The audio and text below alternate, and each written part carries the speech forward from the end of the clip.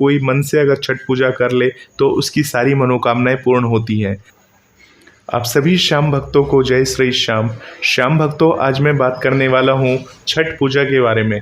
छठ पूजा जो है बिहार का प्रमुख त्यौहार है और छठ पूजा जो होता है वो काफ़ी साफ़ सफाई का त्यौहार है और काफ़ी कहते हैं अगर कोई मन से अगर छठ पूजा कर ले तो उसकी सारी मनोकामनाएं पूर्ण होती हैं।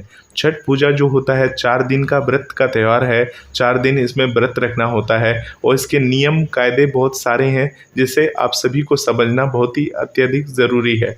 बिना नियम कायदे समझे हुए छठ व्रत को नहीं रखना चाहिए। इससे कभी कभी क्या होता है नकारात्मक प्रभाव भी पड़ता है। तो छठ पूजा का सबसे पहला उद्देश्य होता है कि आपके घर में कितनी साफ़ सफाई है। तो इसी के बारे में आज ये पूरी वीडियो है। वीडियो को लास्ट तक देखिएगा। इसमें छठ से जुड़े हुए आपको सारे सवालों के जवाब मिलेंगे और उसके साथ साथ आपको छठ पूजा का क्या महत्व है, छठ पूजा व्रत करने से क्या क्या फ़ायदे होते हैं और छठ पूजा से जुड़ी हुई काफ़ी सारे रोचक सवालों के आपको मैं इसमें जवाब दूंगा। इसलिए अंत तक आप लोग इस वीडियो को ज़रूर देखिएगा। आप सभी श्याम भक्तों को जय श्री श्याम। छठ पूजा कार्तिक शुक्ल सप्तमी तक मनाया जाने वाला 4 दिनों तक चलने वाला लोक पर्व है। यह पर्व दिवाली के 6 दिन बाद मनाया जाता है। छठ पर्व मुख्य रूप से उत्तर भारत के राज्य बिहार, झारखंड, पूर्वी उत्तर प्रदेश एवं दिल्ली में बड़े ही धूमधाम से मनाया जाता है। छठ पूजा में सूर्य देव और छठी मैया की पूजा व उन्हें अर्घ देने की विधान है। छठ भारत में वैदिक काल से ही मनाया जाने वाला बिहार का सबसे प्रसिद्ध पर्व है।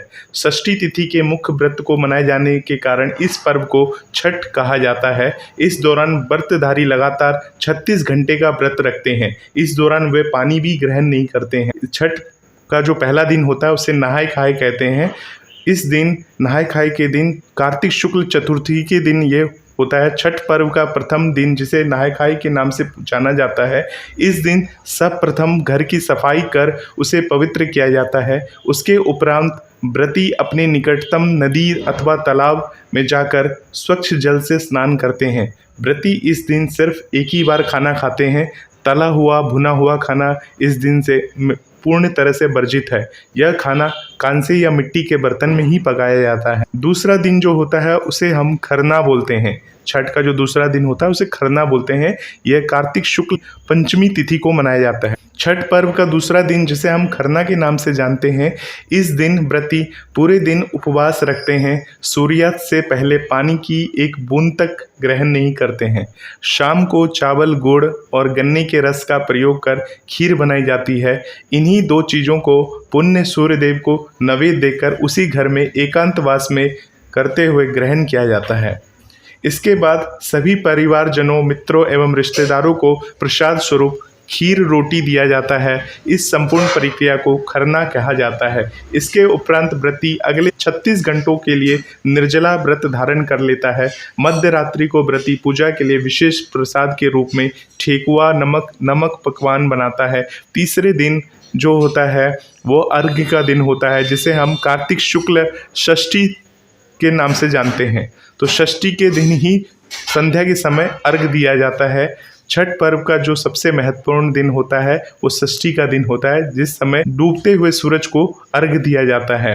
इस दिन पूरे दिन सभी परिजन मिलकर पूजा की तैयारी करते हैं। छठ पूजा के लिए विशेष प्रसाद जैसे कि ठेकुआ है और चावल के बने हुए लड्डू हैं वो बनाए जाते हैं। इसके बाद छठ पूजा के लिए एक बांस की बनी हुई टोकरी, जिसे हम दौरी भी कहते हैं, उसमें प्रसाद भरकर फल डालकर और उसको हम लोग घाट तक ले जाते हैं। वहाँ पूजा अर्चना करने के बाद शाम को एक सूप में नारियल, 5 प्रकार के फल और पूजा का अन्य सामान लेकर दौरी में रखकर घर का कोई भी पुरुष अपने माथे पर उठाकर छठ वाले घाट तक लेके जाता है। इस पवित्र पर्व का खास ध्यान रखा जाता है।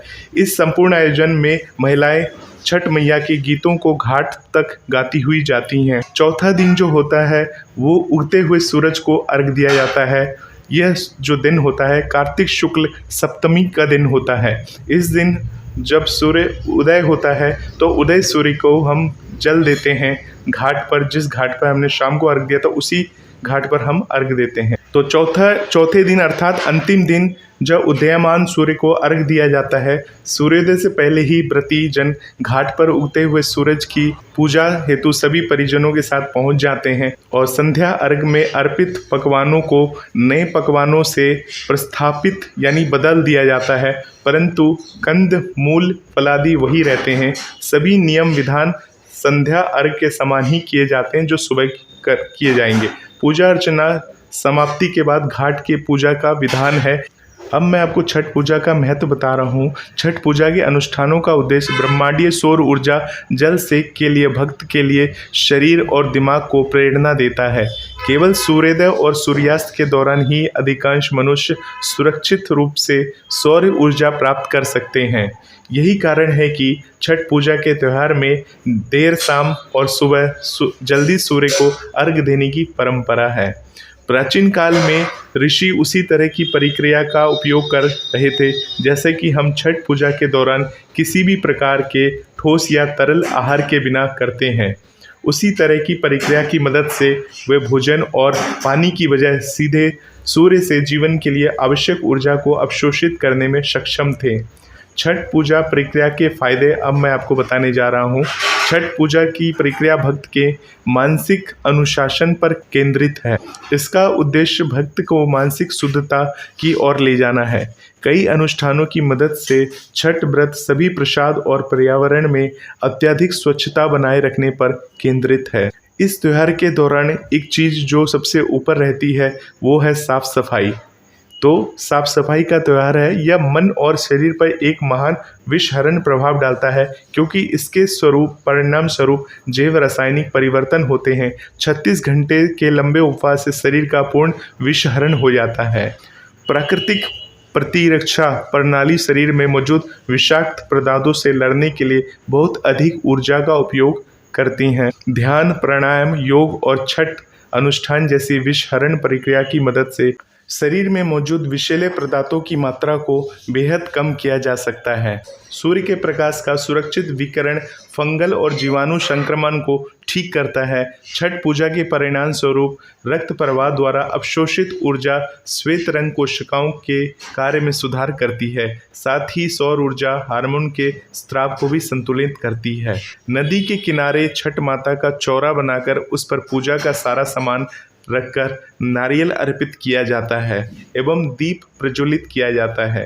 सूर्यास्त से कुछ समय पहले पूजा का सारा सामान लेकर घुटने तक पानी में जाकर खड़े होकर डूबते हुए सूरज को अर्घ देकर 5 बार परिक्रमा की जाती है। तो ये छठ पूजा से जुड़ी हुई काफ़ी सारी जानकारी मैंने आपको बताई है। आशा करते हैं इस जानकारी से आपको कुछ ना कुछ फ़ायदा ज़रूर होगा।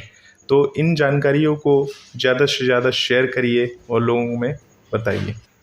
आप सभी श्याम भक्तों को जय श्री